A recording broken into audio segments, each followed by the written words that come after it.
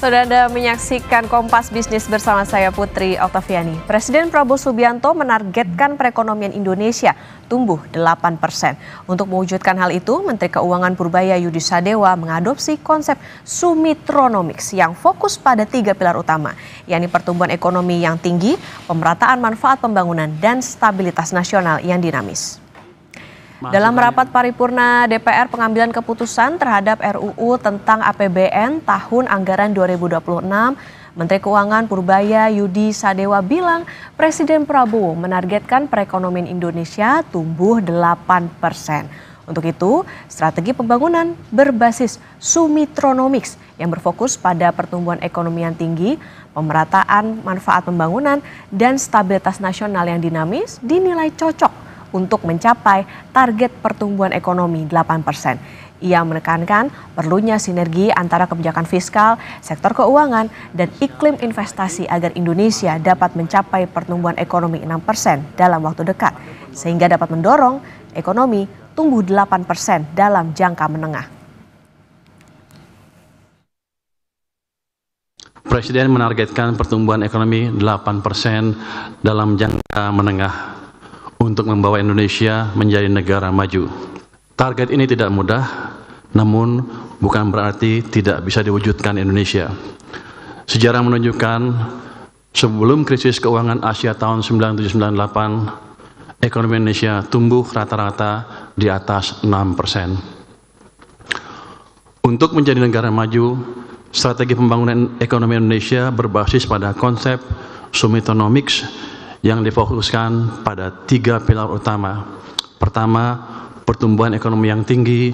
Kedua, pemerataan manfaat pembangunan. Dan ketiga, stabilitas nasional yang dinamis. Untuk menjalankan 3 pilar tersebut, mesin-mesin pertumbuhan harus dihidupkan dan dipastikan berjalan selaras.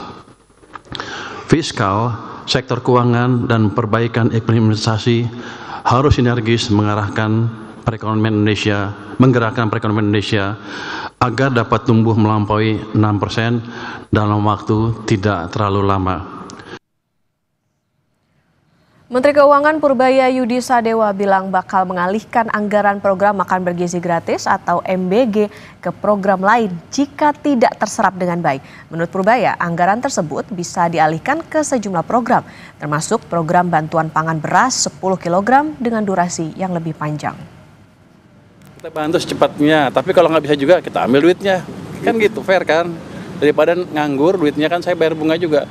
Saya akan alihkan ke tempat lain yang lebih siap, atau ke masyarakat langsung, seperti perluasan bantuan tadi yang 2 kali 10 kg beras tadi kan bisa diperpanjang di situ.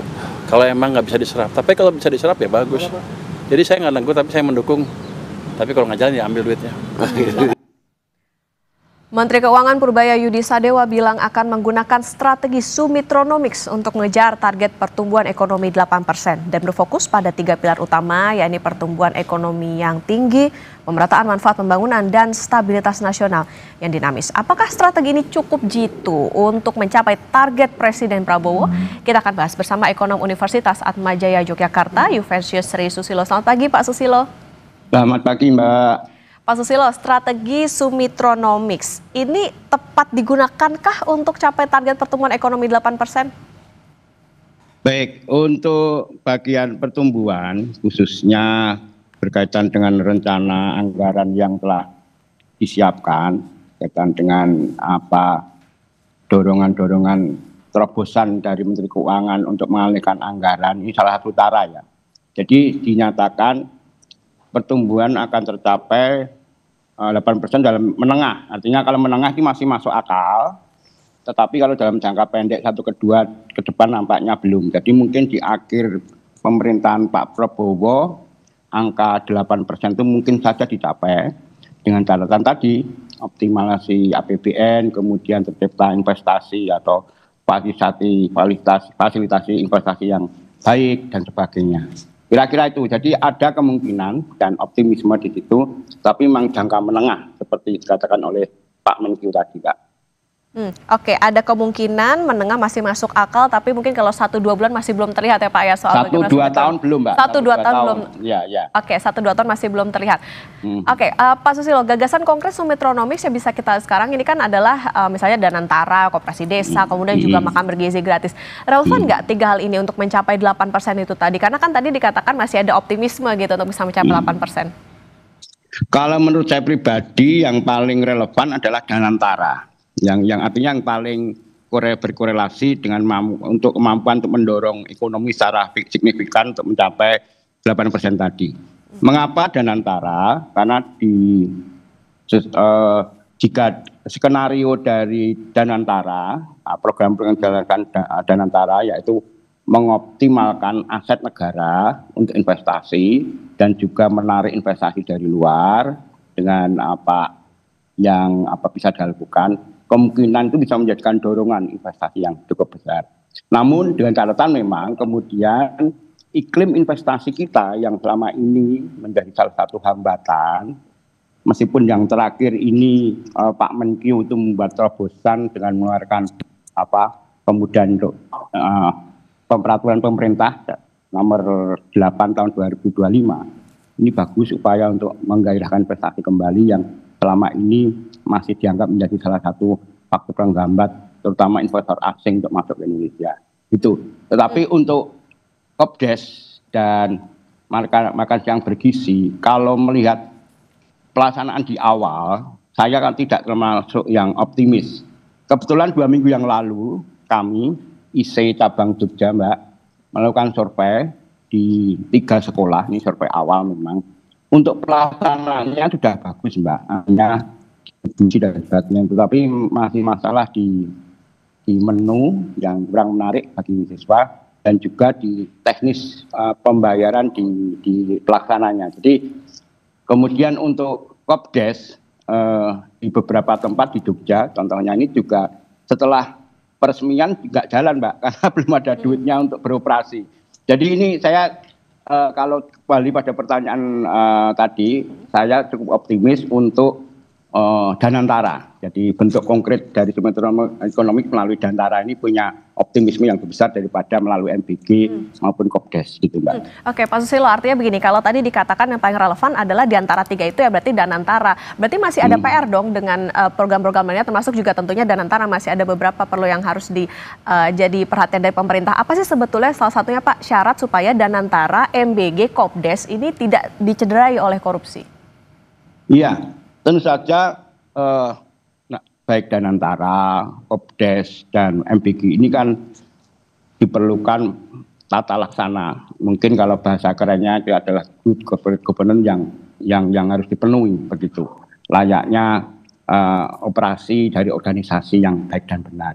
Tentu saja yang penting di sini ada pengawasan internal maupun eksternal. Ini penting sekali sehingga apa yang rencana-rencana yang akan dilakukan itu bisa diawasi oleh pemerintah sendiri internal maupun di luar pemerintah atau dari manapun bisa mengkritisi, kemudian mendorong dan sebagainya.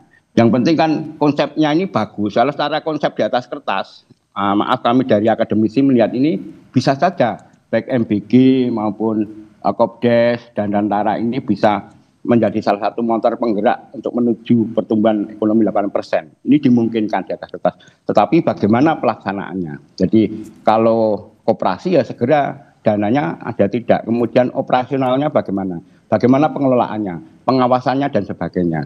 Saya kira itu, Mbak. Jadi yang penting pengawasan baik internal maupun eksternal dan juga istilah injeksi dana untuk melaksanakan operasi baik dari Danantara, Kopdes maupun dari MBG. Saya kira itu, Mbak. Oke, ada PR soal bagaimana nanti memastikan bahwa tata laksana kemudian pengawasan dan juga operasionalnya bisa berjalan baik. Tentu harapannya adalah tidak dicederai dengan tadi soal korupsi. Pak Susilo, ini Purbaya dan Sumitronomics sebutnya sama-sama menarik. Kebijakan fiskal yang lebih ekspansif dengan keterlibatan besar di pemerintah dan swasta, mungkin nggak, Pak? Ya. Kalau swasta, kita bicara swasta, ini kan ada skalanya, Mbak. Kalau skalanya yang menengah bawah, saya kira masih sangat bergantung pada APBN, itu jelas. Dari proyek-proyek infrastruktur pemerintah ini yang skala kecil, yang di kabupaten kota ini misalnya ini investor kecil masih berharap dari situ. Tetapi untuk investor besar saya kira memang tadi kembali kepada anggaran yang kita terbatas, tentu saja sejauh mana bidang-bidang tentu yang menjadi daya tarik oleh investor ini bisa dimasuki. Kalau Pak Menteri kan sudah menyatakan ada sektor pertanian, industri, dan sektor-sektor yang banyak menyerap tenaga kerja yang akan disinkronkan dengan dana APBN tadi.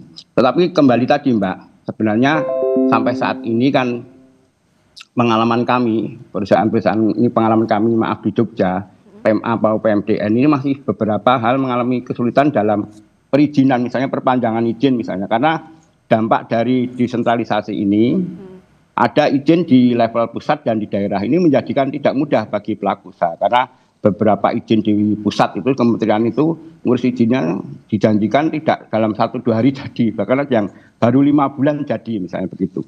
Alasannya memang keterbatasan SDM di kementerian pusat. Nah, kalau 5 bulan jadi, bagaimana dengan proses izin selanjutnya? Ini sangat merugikan investor.